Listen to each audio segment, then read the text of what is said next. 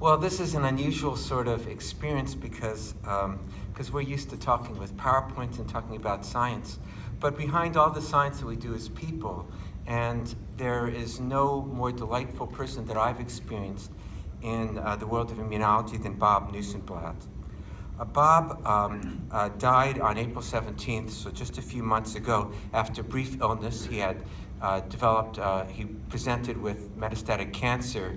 He looked into it, he chose to keep it to himself because of the great uncertainties with treatment, and because that he's the sort of person who each day wants to focus on the delights of science and the delights of people, and he didn't want anything less than to continue to experience that, which is his approach to life.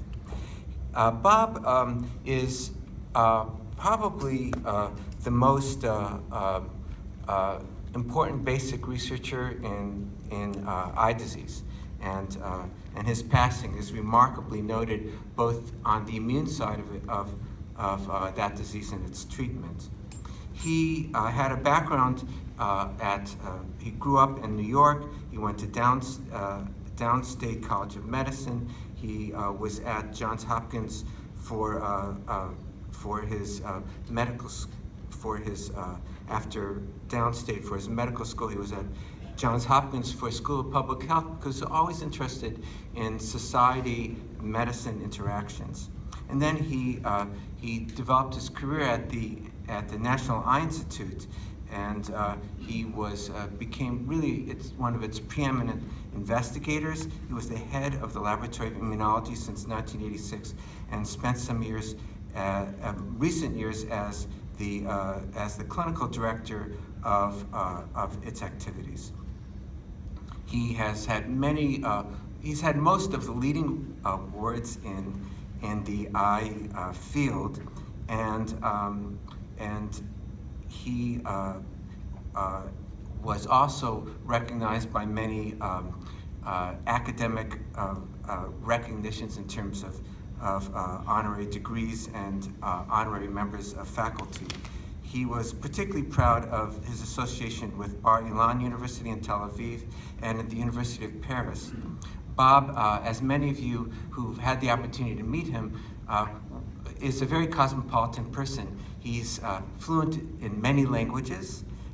He is deeply knowledgeable about society and culture, particularly in the European side, and has wonders about the cultural experience elsewhere in the world. And that was always a fabric of interacting with him, going between science and between his delights in people and delights in culture. About his work in uveitis and ocular immunology, he had published more than 600 papers, and among them, probably the most outstanding things was that he was one of the 2 or 3 people who together took uveitis, which is the inflammation of the anterior segment of the eye, and took it from just a clinical phenotype into one in which there's a biologic understanding and an approach to treatment.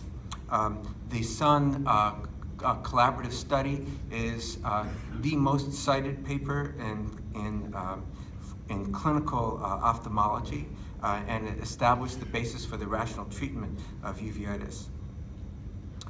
His work in particular for the use of cyclosporin for non-infectious uveitis was an early use of powerful immunomodulatory disease agents in eye disease. He was passionate about basic inflammatory disease. He did a lot in more recent years with IL-17 and IL-23 biology in uveitis, and before then in understanding the role of Th1 in that disease process. The people that are the leaders in that field are basically all either his collaborators or his trainees. There's really hardly anybody in the field of uveitis who wasn't touched by him personally. He was somebody who contributed to the community of science. That was certainly true in the fields of ophthalmology, where he was involved with IOVS and ARVO, the big equivalents of focus in the field of ophthalmology. And then, of course, he did activities with UNITE, which is the Transatlantic Eye Research Consortium for Ocular Immunology.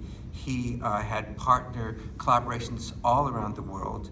And with FOCIS, as you know, he, for many years, really took the mantle as much as anyone of bringing immune eye disease to the FOCIS fold, and his commitment to the interdisciplinary nature of immunology brought him to the role of president, for which he served in a distinguished way. Let me comment that last that that Bob was a person of family and friends.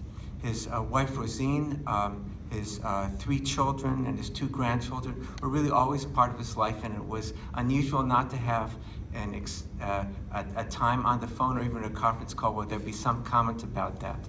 He was also very devoted to his colleagues. I think one comment that I've heard from members, particularly of his NIH community, was that people felt distraught that his illness and passing was so quick that they didn't have the opportunity to say thank you. And I think that was because his commitment to science and his commitment to relationships are both profound.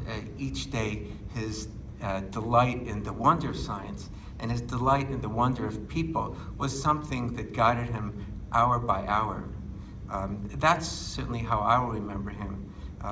I think a lesson to remember is from Bob that we could take is to bring some of that to how we each live our lives, and also for those people who do the same, to say thank you when there's the opportunity.